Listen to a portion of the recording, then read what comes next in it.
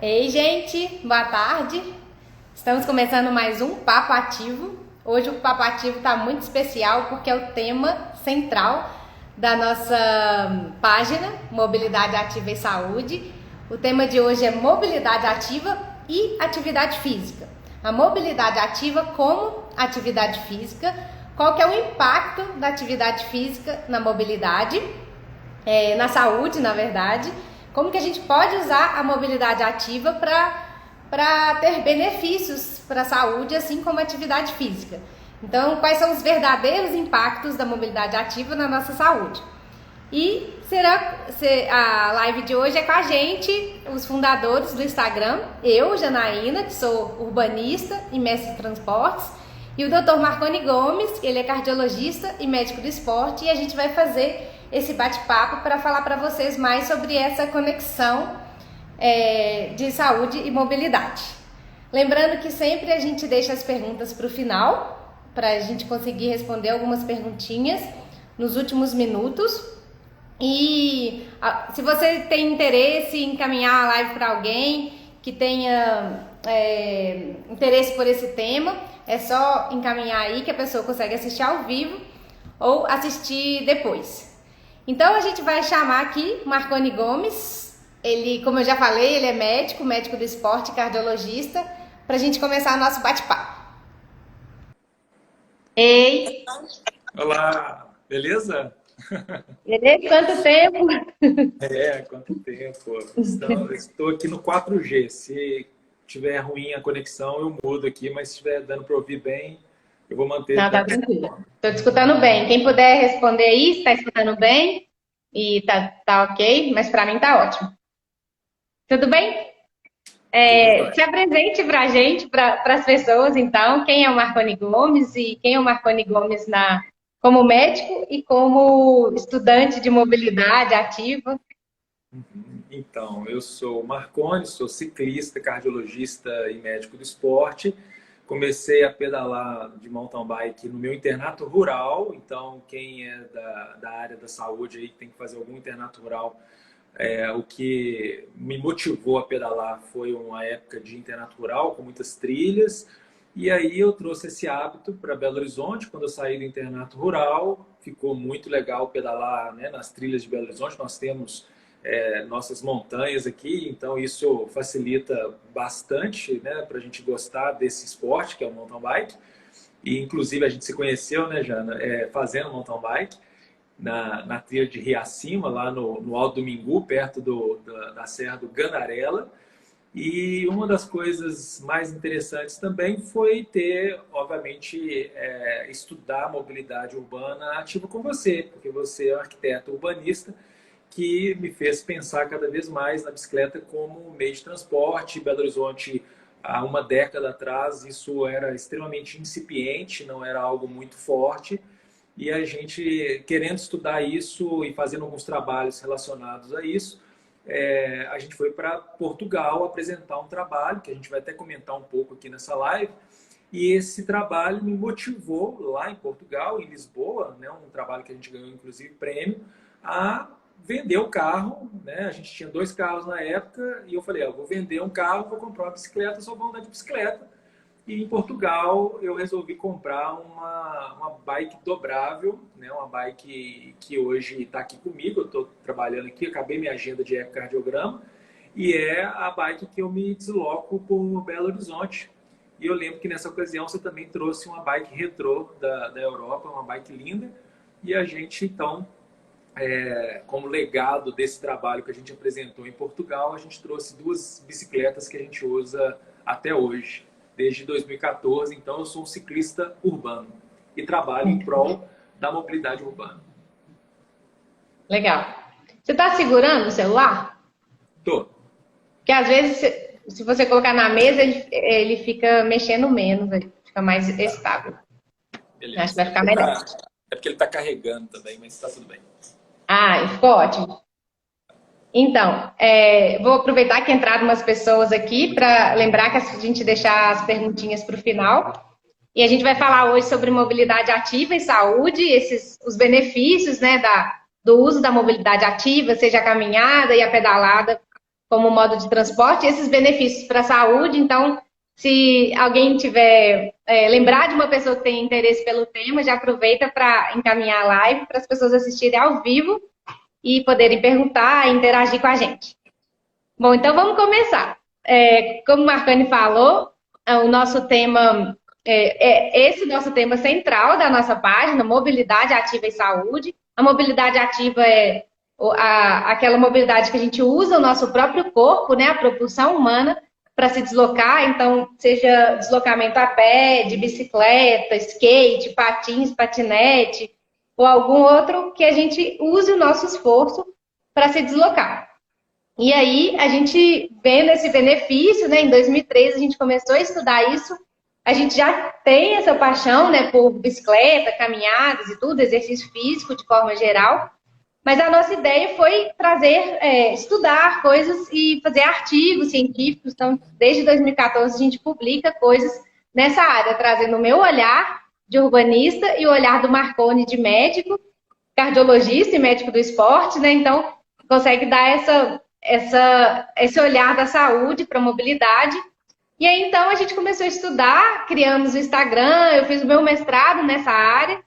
E a nossa ideia é sempre estar falando sobre mobilidade mais saudável, cidades mais saudáveis e despertar esse olhar para as pessoas, tanto os gestores públicos, quanto as pessoas que podem falar, olha, eu posso utilizar a mobilidade ativa no meu dia a dia e eu posso colaborar com uma mobilidade mais saudável, com uma cidade mais saudável, ou seja, também arquitetos, urbanistas, geógrafos, engenheiros, ou gestores públicos gerais, assim, ou pessoas que trabalham com trânsito, transportes, terem esse olhar mais sustentável, né, mais saudável, para a gente fazer projetos e, quem sabe, conseguir mudar nossas cidades. Acho que nesses últimos anos a gente já tem visto muita coisa acontecendo nessa área e a gente já está conseguindo avançar, dar bons passos, mas a gente ainda tem muito trabalho pela frente, né?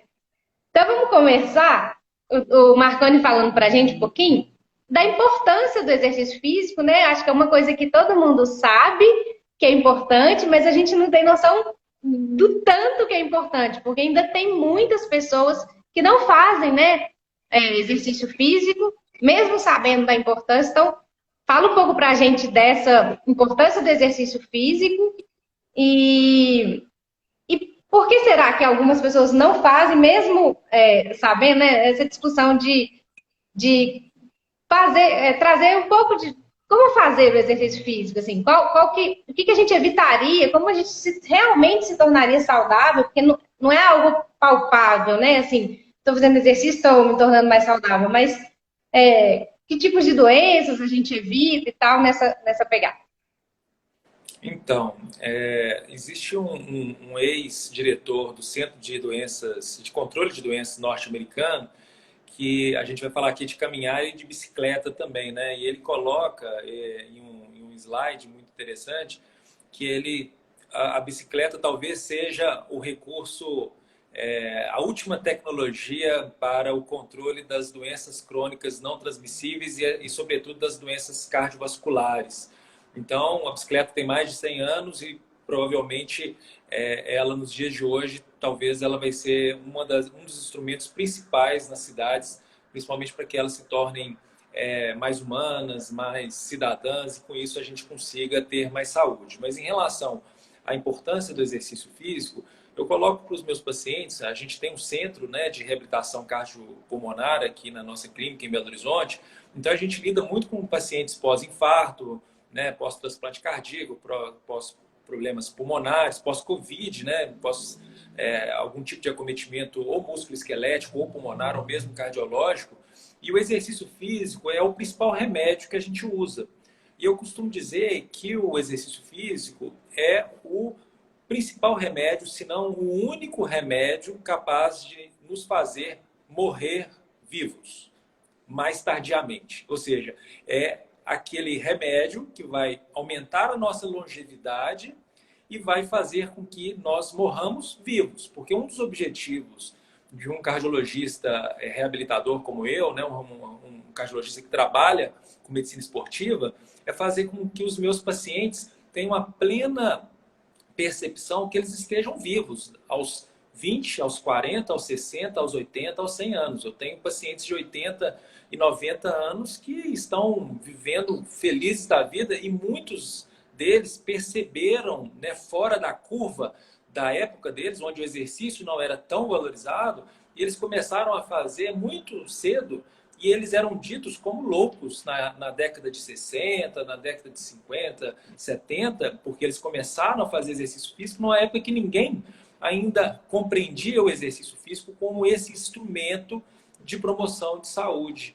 Então, essas pessoas, hoje, com seus 70, 80 e até 90 anos, elas esbanjam vitalidade, né? Eu tenho praticantes de spinning de 75, 76 anos, que a gente poderia tirar facilmente 20 anos, 25 anos da idade biológica deles, cronológica deles, porque a idade biológica deles é 20 anos a menos, 30 anos a menos, e a disposição dessas pessoas é incrível. Então, para mim, o exercício físico é a ferramenta, é o remédio mais importante para que as pessoas consigam morrer vivas e mais tardiamente possível. E dentre os benefícios do exercício físico está justamente, né, em você reduzir o que a gente chama de doenças crônicas não transmissíveis, que é a hipertensão, o infarto, o AVC, que é o derrame, né, o diabetes, a obesidade e até alguns tipos de câncer, câncer de intestino, câncer de mama, câncer de bexiga. Ou seja, nós temos então um impacto do exercício físico, sobretudo nessas doenças crônicas não transmissíveis, o que faz do exercício físico, para mim, o principal remédio que a gente precisa lançar a mão. Legal. E a Organização Mundial da Saúde, ela tem definições, né, sobre quanto de exercício físico a gente deve praticar por semana, quantos minutos e tal. Fala pra gente um pouco o que é recomendado pela Organização Mundial da Saúde pra gente, e como que a gente entende essas definições de exercício leve, moderado, intenso. Então, a Organização Mundial de Saúde, inclusive, nós temos um guia, né, de promoção de saúde e de prescrição, de orientação em relação ao exercício físico, inclusive um documento brasileiro recente que saiu, além desse recente da Organização Mundial de Saúde. Eu convido a todos, que a gente pode até disponibilizar aí no canal para que as pessoas possam ler, a gente vai fazer isso.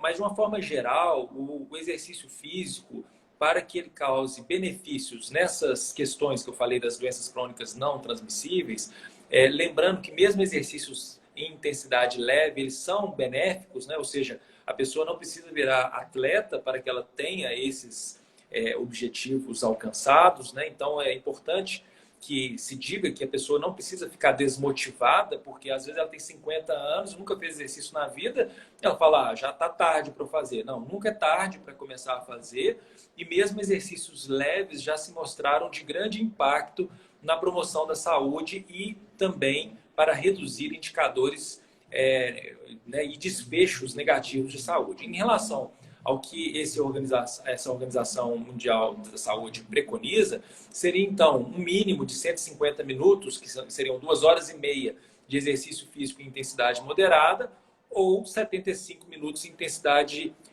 vigorosa, né?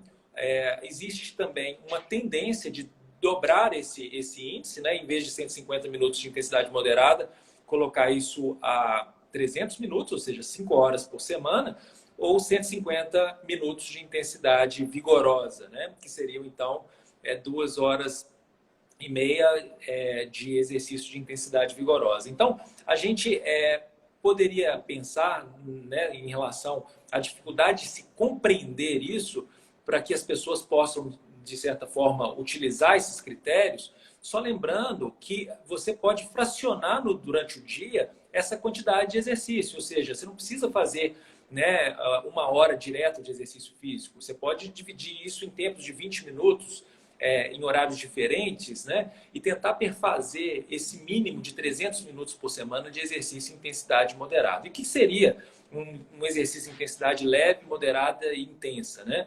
O exercício em intensidade leve, eu poderia estar caminhando com você e fazendo essa live, por exemplo, se eu estivesse caminhando de uma forma lenta, onde eu conseguiria conversar com você e fazer uma frase de início, meio e fim prolongada sem precisar parar para respirar. Então, isso é uma coisa interessante, porque quando as pessoas saem para caminhar, se elas estiverem conversando o tempo todo de uma maneira muito fácil, ou elas são super bem condicionadas, né? E aí elas conseguem fazer esse tipo de exercício físico facilmente, sem se cansar, ou então elas estão fazendo exercício em intensidade leve.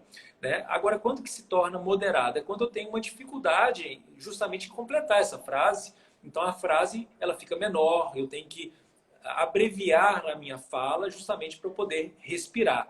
Eu ainda não estou totalmente hiperventilando, eu não estou com a minha respiração ofegante ou extremamente rápida, mas eu já tenho uma dificuldade de travar uma discussão de uma maneira prolongada e fluida. E o exercício em intensidade intensa ou vigorosa, você então não consegue nem mesmo falar uma frase completa sem parar para respirar. Então você fica ofegante porque você aumenta a sua frequência ventilatória, ou seja, você está respondendo às vezes em monossílabos, né? Você encurta bastante as suas orações, justamente porque você precisa respirar. Então, de uma forma geral, leve, moderada e intenso, de uma maneira super simplificada, a gente poderia explicar dessa forma. Então, quando você for sair para caminhar, que você saia para caminhar, que você consiga conversar, mas não de forma tão fácil, igual nós estamos conversando aqui em repouso. Não dá para fofocar, né? Se for um exercício intenso, a gente não vai conseguir contar aquele caso. Não dá para fofocar em alta velocidade, só dá para fofocar em baixa velocidade. Então, o Marcos até comentou aqui nos comentários do guia que saiu, né? Esse ano, um guia brasileiro sobre atividade física. O Marconi citou ele rapidamente. Vale realmente muito a pena a leitura, foi o que o Marcos comentou. Ele é um guia que fala de recomendações de atividade física para idades diferentes. Então, ele aborda crianças, adolescentes, idosos, gestantes. Então, tem várias dicas lá de atividade física. Realmente vale a leitura, Marcos. Obrigada por lembrar. E aí, vamos entrar um pouquinho agora nessa questão da mobilidade ativa, trazer aqui para o nosso conteúdo. Como é que a mobilidade ativa ela pode realmente ser uma atividade física, um exercício físico, né, que né, dentro do conceito de exercício físico, como que a mobilidade ativa, seja caminhar ou pedalar, se encaixa nisso?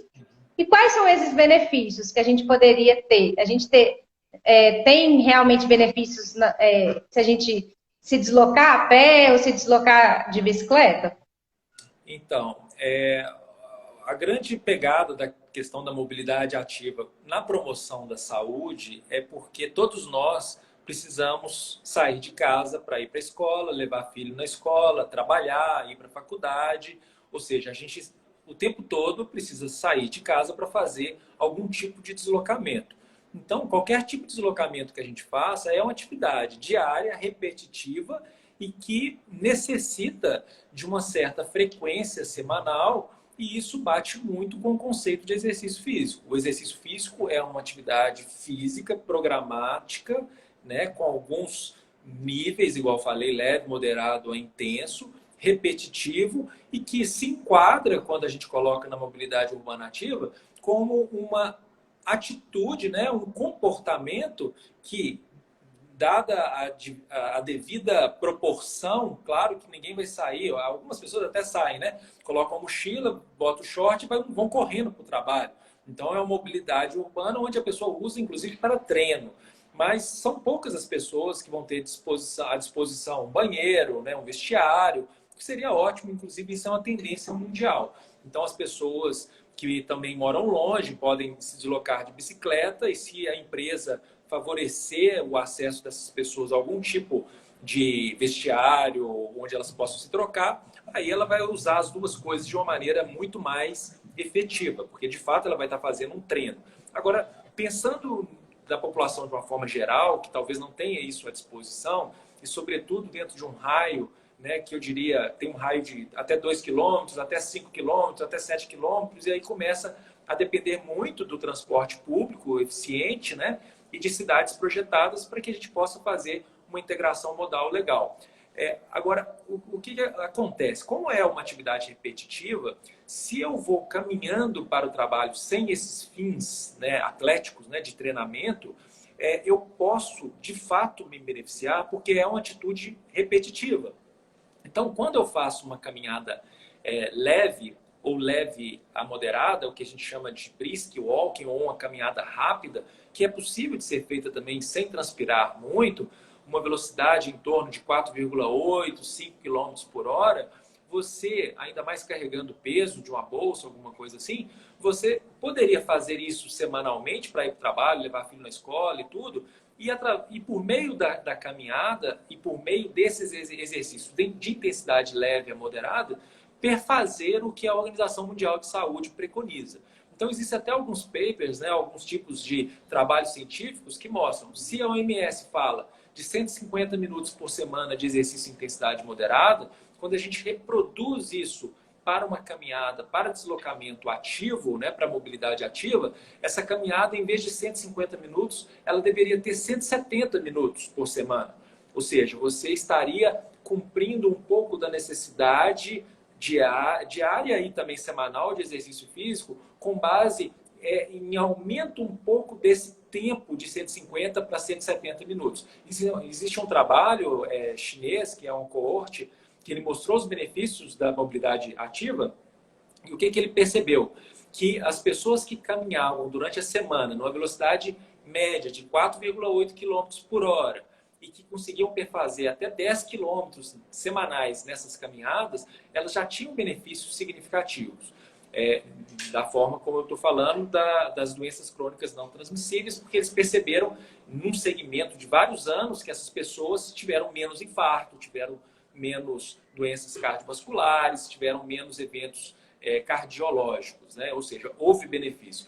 Então, uma coisa importante e que é muito legal de ser dita é de que esse mesmo trabalho e outros trabalhos mostraram que quem pedala, o ciclista, por ser uma atividade física de maior dispêndio energético, em vez dos 150 minutos, quem pedala poderia fazer semanalmente, ou seja, quem pedala para o trabalho, para levar na escola, em vez de 150 minutos, em torno de 100 minutos. Por quê? Porque ele sendo um exercício de maior gasto energético, a pessoa não necessariamente precisaria fazer tanto tempo, igual a caminhada, para ter os mesmos benefícios. Então, esse trabalho mostrou que os ciclistas em modo somente ciclista ou ciclista em modo misto, ou seja, aqueles que eventualmente usavam carro e eventualmente usavam bicicleta, ou seja, mas que ficavam no modo misto, mais de 90% dessas pessoas, elas conseguiam cumprir o que a Organização Mundial de Saúde preconiza. Ou seja, a bicicleta ela é mais eficaz, mais eficiente para você conseguir atingir um nível de treinamento mesmo pela mobilidade urbana ativa, o que faz da bicicleta um instrumento muito interessante para ser usado nos dias de hoje. E, obviamente, quem mora numa cidade montanhosa como Belo Horizonte vai ser melhor ainda, né? Porque você vai ficar melhor condicionado por causa das montanhas. A gente vai falar das montanhas, foi até uma pergunta que já rolou aqui, mas só trazendo ainda para essa ideia da diferença entre pedalar e caminhar, então a gente tem mais benefícios pedalando, né? Mas a gente pode também atingir esses benefícios fazendo percursos, tempos maiores de atividade a pé, né? Caminhada.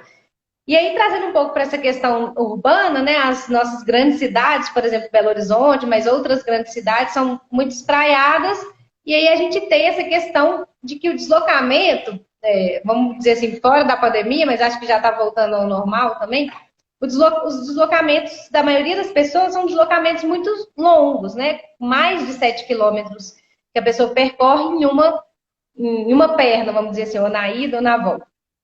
E aí, a gente tem que lembrar dessa questão que a qualidade do transporte coletivo, né, um transporte coletivo eficiente numa cidade, ele pode proporcionar ganhos para a mobilidade ativa. Porque se a gente vai de carro, a gente quer o deslocamento porta a porta e não tem a mobilidade ativa normalmente. Mas se a gente utiliza o transporte coletivo, e é um transporte mais democrático, acessível e tal, a gente tem ganhos na mobilidade ativa. Para isso, a gente precisa de cidades convidativas para pedalar, para caminhar, com uma infraestrutura, com segurança, etc. A gente já vem falando, né, em outros vídeos aqui. Mas então essa questão da importância do transporte coletivo para incentivar também a mobilidade ativa, porque pelo menos na minha pesquisa de mestrado, o que aconteceu? As pessoas responderam que tinham muito interesse em utilizar a mobilidade ativa e o fator que mais impedia era a distância.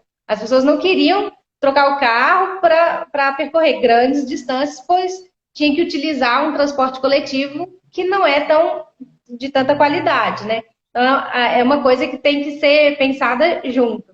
E aí, é muito legal que você falou que a gente pode dividir esse tempo de atividade física em várias etapas do dia. Então, vamos dar um exemplo aqui. Alguém que caminharia até o metrô, 2 quilômetros, ou iria de bike. Mas a caminhada, né, pelo menos ainda é um modo ativo mais usado.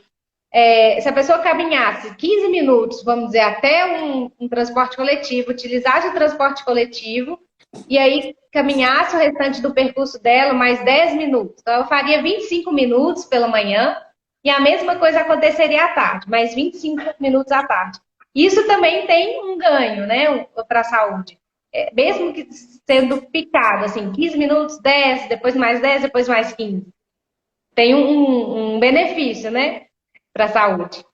Sem dúvida, isso aí, essa é a grande pegada que os meus pacientes, às vezes, eles ficam com medo de ir para a Europa, engordar na Europa, porque eles falam assim, eu vou tirar 15 dias de férias e vou para Lisboa, vou para França, vou para Itália, ou então vou fazer ou mesmo para a praia, né?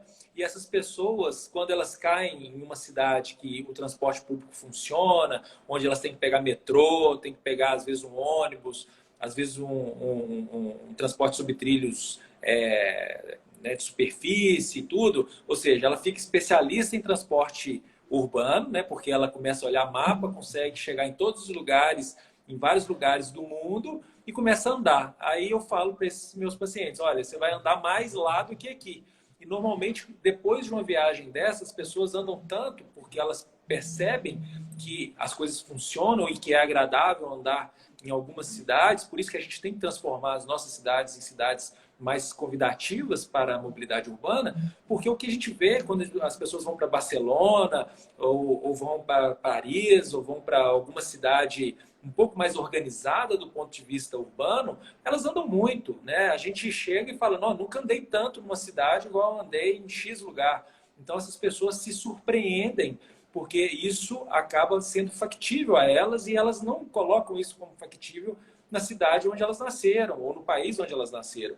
Então a gente tem que ser muito incisivo nisso, de que a gente pode transformar as nossas cidades, é possível isso acontecer em prol da saúde e em prol do trânsito, né, para diminuir poluição, aumentar a qualidade de vida e aumentar a cidadania das pessoas. Porque se você entra num carro, uma cápsula de ferro, de aço, e você se afasta das pessoas, você fica cada vez mais distante de cuidar da sua cidade. Você quer passar rápido pela cidade, porque o único lugar bom é o lugar onde você trabalha, e olhe lá, ou a sua casa. E o trajeto até o seu emprego, até o local onde você quer ir, você quer passar rapidamente. E uma das experiências que a gente tem quando a gente vai para outras cidades é que o percurso é tão legal quanto chegar numa praça, ou num prédio, ou em algum lugar. Então é isso que a gente tem que fazer as coisas acontecerem no nosso país e na nossa cidade. Legal. Aí eu vou aproveitar então a pergunta do Leandro aqui, que ele perguntou das dificuldades de se pedalar numa cidade com muitos morros, né? Que é o caso, por exemplo, daqui de Belo Horizonte. E é muito interessante porque a gente já era ciclista, né? Em 2013 a gente via essa resistência das pessoas. As pessoas achavam que a gente se deslocar pela cidade com bicicleta era uma coisa de outro mundo, porque aqui tem muito morro e a gente não entendia direito, a gente fala, mas é possível, sabe? A gente vai andando, cada vez a gente anda mais, a gente quer andar mais de bicicleta.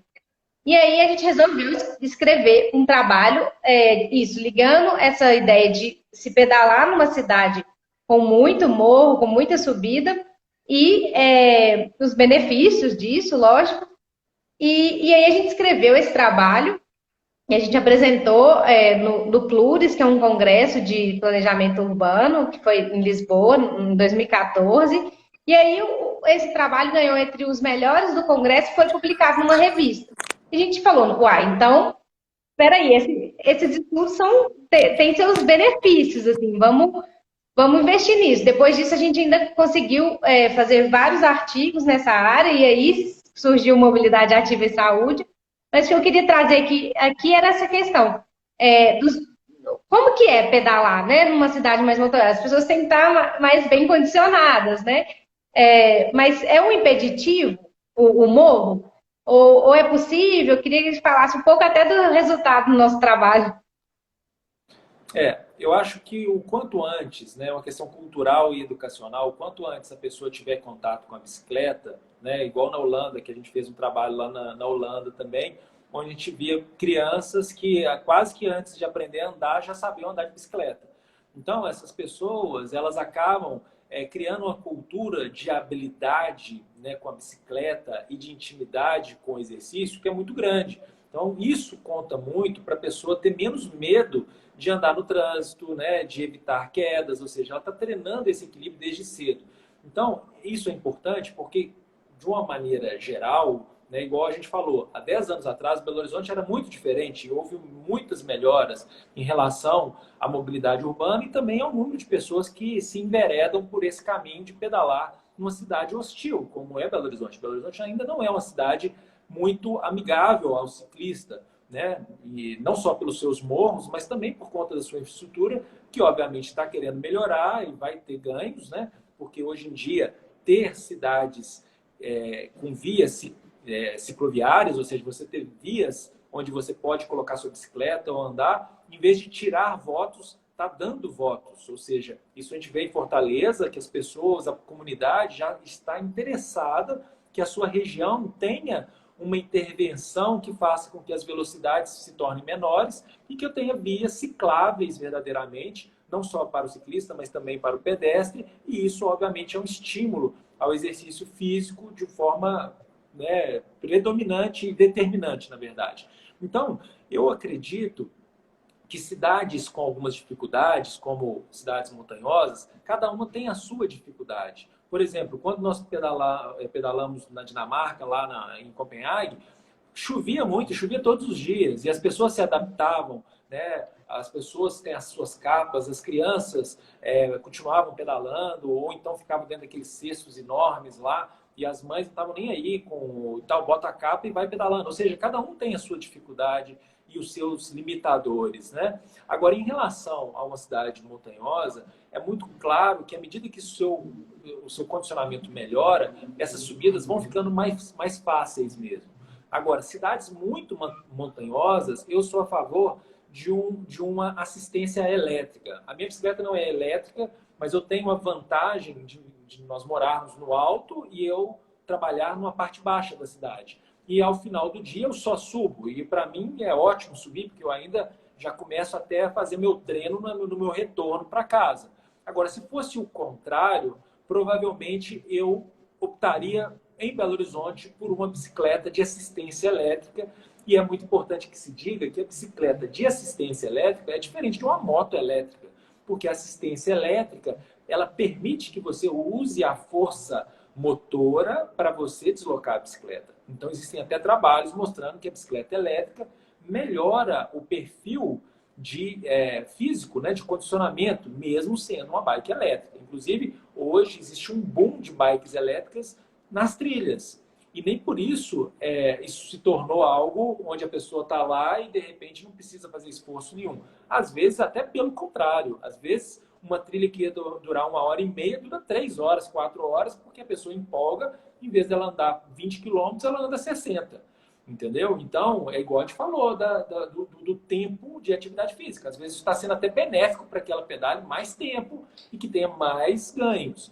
Então, eu acho que é uma questão cultural, é uma questão educacional, é uma questão de infraestrutura e é uma questão onde essa nova geração, em vez de privilegiar o carro, privilegie os modos, né, transporte ativo e os modos a força do coração, né, o nosso motor é o coração e as forças dos nossos músculos, porque aí o governante vai perceber que essas pessoas elas não estão preocupadas em mais carros, em mais vias, em mais viadutos, e sim em mais vias amigáveis, onde elas possam andar, onde elas possam pedalar, onde elas possam conviver com as demais pessoas.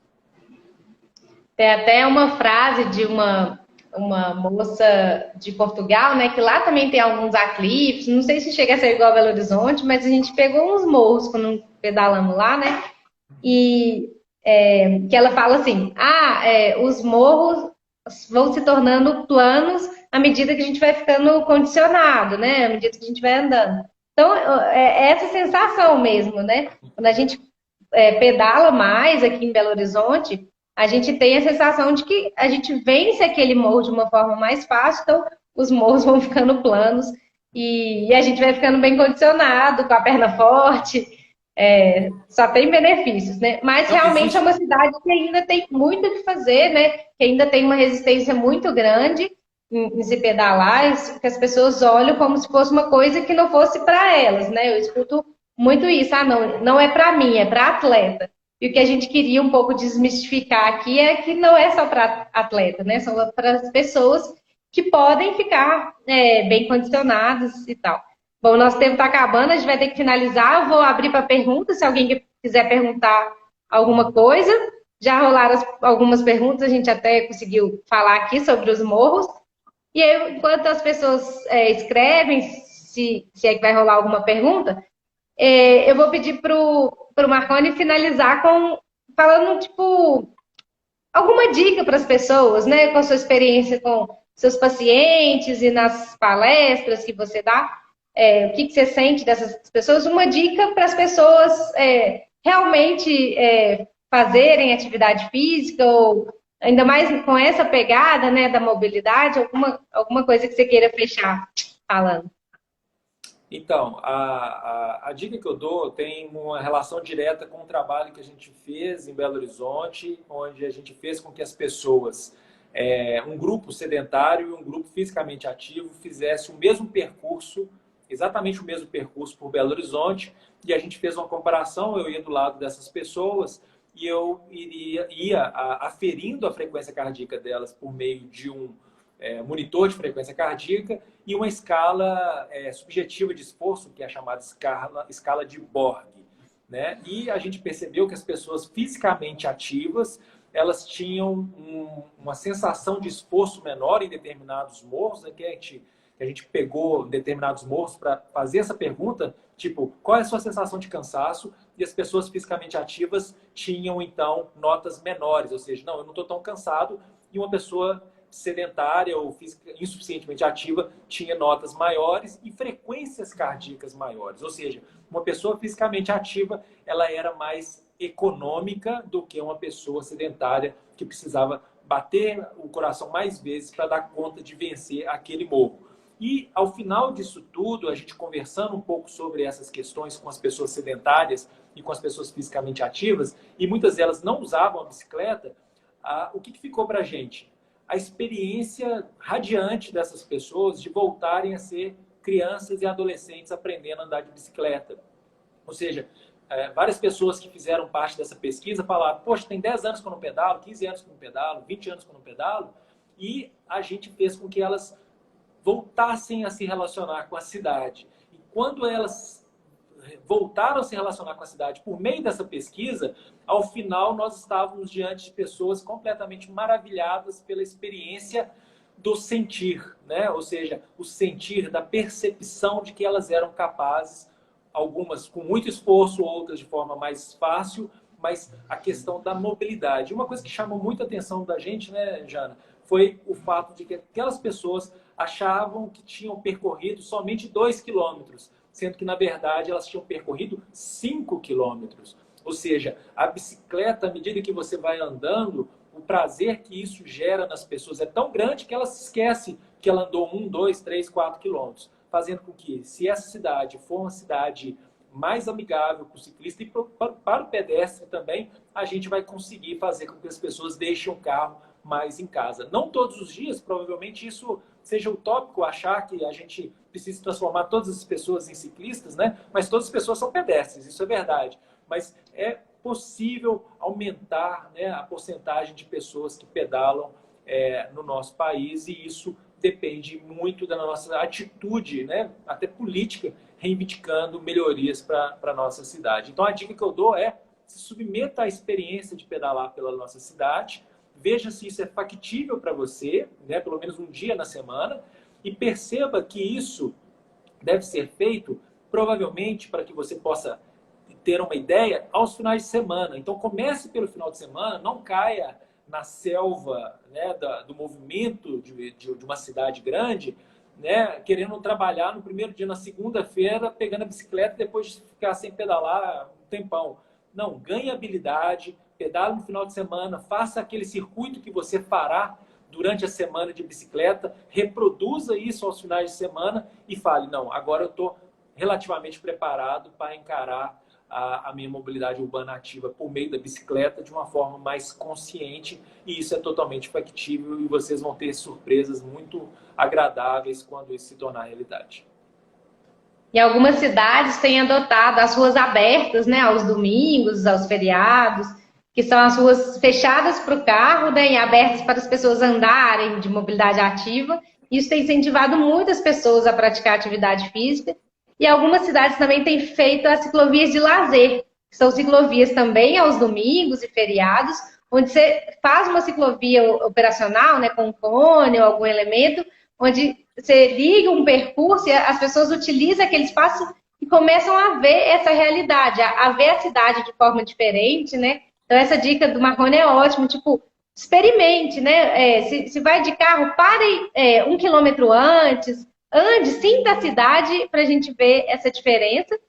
E aí rolou uma pergunta aqui muito interessante sobre a questão do skate, né? Que agora com as Olimpíadas o skate ganhou uma força, né? Uma visibilidade muito grande. Tem também a questão dos patins, né? Que algumas pessoas gostam. E aí eles perguntam assim, se há benefícios para quem pratica essas atividades também, para se deslocar de skate, de patins, tem benefícios para a saúde? Com certeza, né? Eu também tenho um skate, você também tem um longboard, né? Que também é um skate que não é um skate de manobra, é um skate de giro, assim, de curtição, e é super legal e realmente fortalece muito a musculatura e fortalece também a parte cardiorrespiratória, porque vira e mexe você tem que estar o tempo todo ali remando, né? Para tentar fazer um deslocamento legal, né? E fora o movimento do corpo que você também treina um pouco as suas habilidades motoras do corpo de uma forma geral, né? Então, o skate ainda mais, né? Quanto mais precoce você começar um skate, melhor você vai ser, porque a habilidade se torna algo inerente ao tempo que você executa determinada ação. Por isso que eu insisto muito que é uma questão também cultural, é uma questão educacional, né? Às vezes o pai dá um jipinho elétrico para o filho andar, meu Deus, na praça, e não ensina o menino a andar de bicicleta. Então o menino já sabe atropelar os seus amiguinhos com o seu carrinho motorizado elétrico na praça e não sabe andar de bicicleta, entendeu? Então isso é uma questão educacional. Eu acho que isso é um absurdo, né? Essa questão desses veículos elétricos que são comercializados, e faz com que a pessoa já queira, então, já ter carro ou ter algo que ele não precise fazer força, né? Ou seja, daqui a pouco vai ter uma coisa elétrica com ar-condicionado para o menino se proteger aí de qualquer coisa. Então, eu queria, né, motivar os pais, ensinem seus filhos a andar de bicicleta o quanto antes, para que eles tenham habilidade, que eles tenham segurança, né, para que eles se tornem pessoas fisicamente ativas para o resto da vida delas, né? E é o que a gente falou, né, Jana? Eu acho que o nosso objetivo é fazer com que as pessoas se sintam vivas, né? O nosso trabalho mostrou que quando as pessoas andavam de bicicleta, elas se sentiam vivas. Elas se sentiam meio que, poxa, eu consegui andar de bicicleta, eu achava que eu tinha esquecido. E elas não esqueceram, né? E elas ficaram super felizes de perceber que o corpo delas reagia muito bem. Então, assim, eu acho que a gente tem que se submeter a essas experiências, tem que fazer com que os nossos filhos entendam isso como algo natural, e eu acho que a gente tem que desincentivar o uso do carro, né? Eu acho que o carro é muito importante, mas ele poderia ser usado de uma forma mais consciente e não de uma forma trivial. Se tem uma coisa que me deixa triste em Belo Horizonte, é ver que existem pessoas que têm um Hammer, né, que é um veículo blindado do exército norte-americano nas ruas de Belo Horizonte. Eu fico imaginando, para que isso, né? Ou seja, isso incentiva as pessoas a terem veículos que são potencialmente agressivos, né? Você tem um veículo, um blindado do exército nas ruas. Ou seja, qual o motivo disso, né? Então a gente tem que mudar a mente, fazer com que as pessoas ocupem as ruas, né? Os pedestres ocupem as ruas, ocupem os passeios, ocupem as praças, ocupem as ciclovias, e que o carro seja usado com consciência e não de forma, eu vou ali na esquina, vou pegar o carro, vou ali pegar meu Hammer para, sei lá, vou atacar o meu vizinho, né, no bairro ao lado. Ou seja, não faz o menor sentido ter esse tipo de apelo ao excesso em cidades e num país que precisa mudar tanto a sua cultura de cidadania e sua cultura política também mais proativa e mais para o ser humano e menos para o automóvel. Legal. Então, em cima do que você falou, vou complementar com estudos que, primeiro, lembrar, incentive suas crianças a fazerem atividade física, né? Porque a criança que faz atividade física, provavelmente ela vai ser um adulto que tem mais facilidade em fazer atividade física e vai praticar. Então, a gente sempre tem crianças, né, nos nossos convívios, assim, então incentive. Tem estudos que mostram isso, que um adulto ele tem mais facilidade de fazer algum esporte, alguma atividade, se ele fez, né, na infância. E a outra é de estudos que mostram que as pessoas que pedalam, elas se sentem mais felizes, né? Elas têm essa relação com a cidade, essa relação com o ventinho no rosto. E é claro que não é uma coisa para todo mundo, né? Mas a mobilidade ativa, sim, pode ser para todos, tanto nessa questão do pedestre, quanto para uma boa parte na questão do ciclismo. Acho que a gente vai ter que finalizar, já deu nosso tempo. Eu queria reforçar essa dica do Marconi de experimente a cidade, experimente fazer o exercício físico no seu deslocamento de alguma forma.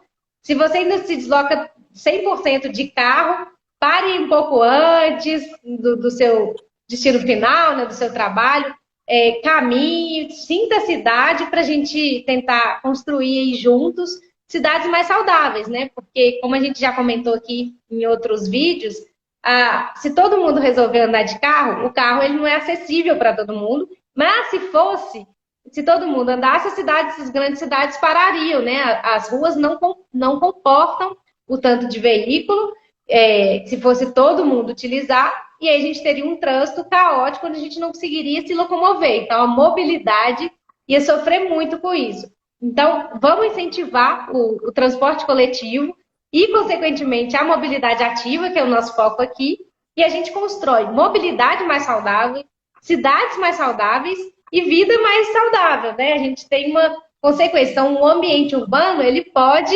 proporcionar às pessoas mais saúde. O ambiente urbano, ele influencia na nossa escolha. Como que a gente escolhe o modo de se locomover? Depende muito do que a cidade oferece, né? Então, fica aí a dica. Muito obrigada, Marconi, foi ótimo. E até a próxima. E obrigada, pessoal, todo mundo que participou, comentou, muitos comentários hoje. Acho que esse tema é um tema que atinge todo mundo, né? Porque a saúde está... Todo mundo quer se tornar mais saudável, ou já é saudável, mas quer divulgar esse conhecimento. Essa questão da saúde, para quem trabalha com mobilidade, é muito interessante, tem muitos estudos, né, que mostram. Então, a gente consegue avançar muito nos projetos e justificar nossos projetos urbanos com essa pegada da saúde. Então, é uma coisa que vale muito a pena. Obrigada, até mais. Até a próxima, gente. E agora a gente tem canal no YouTube. É só digitar lá no YouTube, Mobilidade Ativa em Saúde, e começar a se inscrever lá e curtir nossos vídeos, que a gente vai colocar vários vídeos para vocês. Gratidão. Até mais.